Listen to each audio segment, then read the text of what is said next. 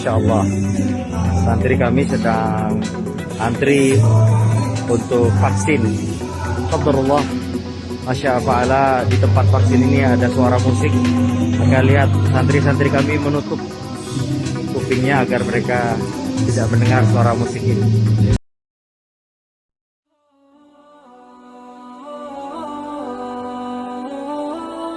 Misal, ada hukum, saya beri contoh nanti saya teruskan ke musik ya. Musik apa sih hukumnya? Apa dulu musik tuh? Antum harus kenali dulu. Apa dulu musik? Jangan-jangan ribut masalah musik, antum sendiri nggak kenal musik. Antum menghukumi musik, handphone antum sendiri banyak musiknya. Ringtone, tone itu kan musik.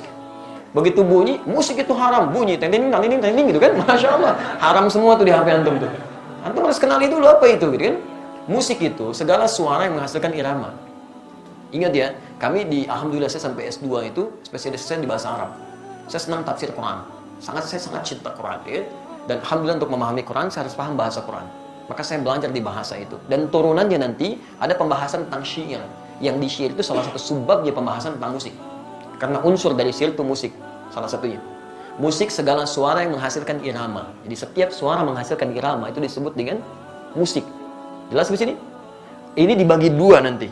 Ya, yang pertama, ada yang tidak menggunakan alat. Jadi suara. Dan orang Arab sudah terbiasa tentang itu. Maka ketika mereka membuat syair, di antara unsur syair itu salah satunya musik.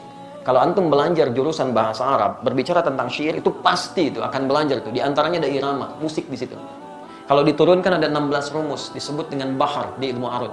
Ada bahar tawil, ada madid, ada rajaz, ada macam-macam. Dari sejak zaman jahiliyah sudah ada. Jadi begitu mereka bikin syair tidak ada irama musiknya, itu disebut aib musiknya. Aib syairnya, celah. Bukan syair yang fasih. Ya, tawilun nahudun al-buhuri fadailu fa'ulun mafa'ilun fa'ulun mafa'ilu kifanan fi min dzikra habibin wa manzili bisaqtil liwa bainad dakhuli fahawmali. Selalu ada iramanya, membedakan satu dengan yang lainnya. Nah, pada yang seperti ini bahkan turun ayat Quran. Saya ulang ya, bahkan surah khusus yang membahas tentang kebiasaan mereka. Surah ke-26 disebut Asy-Syu'ara. Asy-Syu'ara itu jamak dari kata syair yang berarti pemusik, penyair. Nggak pakai oh, penyair. Oh, itu penyair. Saya ulang ya, penyair. Jamaknya Asy-Syu'ara. Tayyib, kalau antum baca nanti dari ayat 224 sampai ke ujungnya, singkatnya apa? Ada kebiasaan-kebiasaan mereka ketika ayat turun yang dicela oleh Quran. Dicela oleh Quran. Wasyu'ara yattabi'uhumul ghawun, dan para penyair itu seringkali menghadirkan hal yang tidak bermanfaat. Wahum fi kulli wadin yahimun, ada yang datang ke lembah-lembah nyari inspirasi sehingga ibadah ditinggalin. Datang ke lembah, jadi apa Pak? Nyari ilham. Kan ilham tetangga Bapak. Oh enggak, saya di sini. Nyari itu, nyari inspirasi, nulis macam-macam. Sehingga maaf, kebaikan-kebaikan diabaikan. Kan sholat tertinggal, macam-macam tertinggal. Zaman jahiliyah banyak yang begitu. Sehingga ketika zaman Islam dibedakan. Yang seperti ini nggak ada banyak manfaatnya. Bahkan ada yang menuduh Nabi SAW. Ada yang menyerang Nabi dengan syair. Banyak. Ada Zuhair bin Abi Salma sebelum dia taubat. Nyerang Nabi itu. Disebutkan begini, dan sebagainya. Apa yang terjadi? Sisi lain, banyak juga penyair muslim. Di antaranya Hasan bin Sabit. Hasan bin Sabit bahkan langsung disebut sebagai syairun Nabi. Seorang penyair yang membela Nabi SAW. Jadi begitu di sudut sana mencela Nabi, di sini kemudian membalas dengan membela Nabi SAW. Dan tidak sedikit pembelaan itu dihasilkan lewat syair. Yang seperti ini langsung disanjung oleh Quran.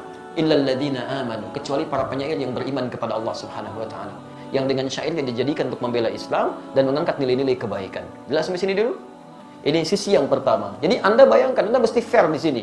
Ada ayat yang mencela keadaan tertentu, ada ayat yang kemudian mengangkat nilai kebaikan di situ. Jelas? Bahkan Nabi SAW pernah kemudian meluruskan ketika seseorang memuji Nabi untuk mengkultuskan. Jangan sebutkan itu, sebutkan yang lain. Dan Nabi SAW ketika pulang dari perang Tabuk pulang, itu disambut dengan syair. Dan beliau diam. Tala'al badru alaina min thaniyatil wada'i, wajib syukru alaina, mada'a lillahi da'i. Dan antum ada yang kemudian membuat dengan musik-musik kasidah itu. Itu asalnya kan itu syair. Ya, dari madid rumusnya. Tala'al badru alaina min thaniyatil wada'i, wajib syukru alaina, mada'a lillahi da'i. Ada semuanya di situ. Ya. Sampai orang Arab itu lupa, jangankan masalah seperti itu, lihat binatang, lihat macam-macam, itu memang itu Masya Allah, itu langsung bisa bikin syair. Refleksnya syair. Itu lihat burung aja, burung bulbul lompat-lompat bikin syair.